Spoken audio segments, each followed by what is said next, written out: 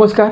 सातारावाच्या बातमीपत्रात मी गुरुनाथ तुमचं मनापासून स्वागत करतो. सर, झाडं तोडताना आपल्याकडेच परवानगीचे कागदपत्राचे सोपस्कार पार पाडले जातात.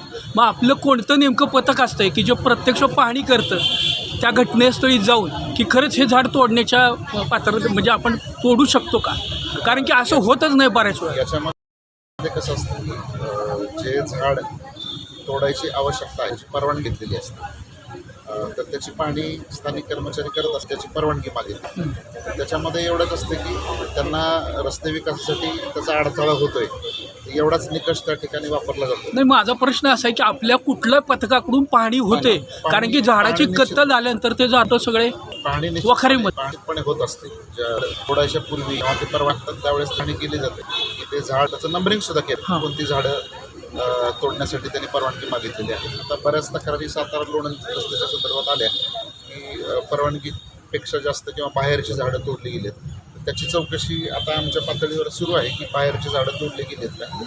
कारण कसं असतं की वन विभागाची यंत्रणा जी आहे अपुऱ्या यंत्रणेमध्ये ती प्रत्येक वृक्षतोड होत असताना प्रत्येक रोडवरती लक्ष ठेवणं शक्य नसतं. परवानगी दिल्यानंतर त्या यंत्रणेने ते जबाबदारीनं जेवढं परमिशन दिली तेवढेच झाडं तोडली गेलीत हे बघणं त्यांचं काम आहे, तरी केलं पाहिजे. परंतु आता ह्या पर्टिक्युलर केसमध्ये आम्ही ते काम करतो आहोत की चौकशी करून त्याचं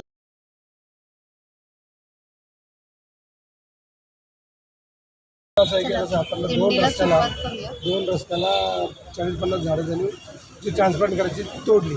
आता त्याच्यावर कायदेशीर कारवाई काय होईल? काय होणार त्याच्यामध्ये कसं आहे की आता सध्या तरी महाराष्ट्र आपल्याला माहितीच आहे की रिफिलिंग रेग्युलेशन ॲक्ट आहे, त्यामध्ये फक्त 1000 रुपये दंड आहे प्रत्येक. त्याचं तुटलेलं तोडून 50,000 रुपये लाकूड पळवतात आणि झाड तुटल्यानंतर फक्त 1000 रुपये दंड लावतात. म्हणून आम्ही रिक्वेस्ट केली आहे फॉरेस्ट डिपार्टमेंटला की तुम्ही ही कारवाई थोडी वेळ थांबवा पंचनामे करून. कारण जोपर्यंत नोटिफिकेशन 50,000चं निघत नाही आणि रिप्लांटसाठी सपोर्ट उभं राहत नाही तोपर्यंत कुठल्याही परिस्थितीत त्याची कायदेशीरता त्यांनी पूर्ण करता कामा नये. कारण पंचनामा करायचा आणि 1000 रुपये दंड करायचा आणि तुटलेल्या झाडाचे 50,000 घेतल्यानंतर 1000 दंड भरणं सहज शक्य आहे. त्यामुळे 1000 हा अतिशय तुटपुंजा आहे.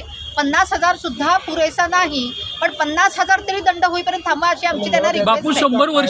100 वर्ष वयाची किंवा त्यापेक्षा अधिक वयाची झाडं तोडली जातात. त्याचा जर खर्च काढला गेला वखारीतला तर तो 1000 रुपयाच्या प्रॉपर्टीत असतो का? आणि हा कायद्यात बदल करायला पाहिजे. नाही, त्याच्यामध्ये नोटिफिकेशन येऊ घातलेलं आहे. आपण वाट बघतोय त्याची. नोटिफिकेशन येऊ घातलेलं आहे. 50,000 केलंय त्यांनी आता आणि ते येऊ घातले. 50,000 केलेलं परत ते रिव्हर्ट झालं तर आपण प्रयत्न करत आहात की परत ते 50,000. एनजीटीकडे आम्ही मागणी करतोय की ते 50,000 करा. कारण त्या झाडाचं नक्की म्हणजे लाकूड नुसतं नेलं तरी 50,000 रुपये मिळतात नेणाऱ्या माणसाला.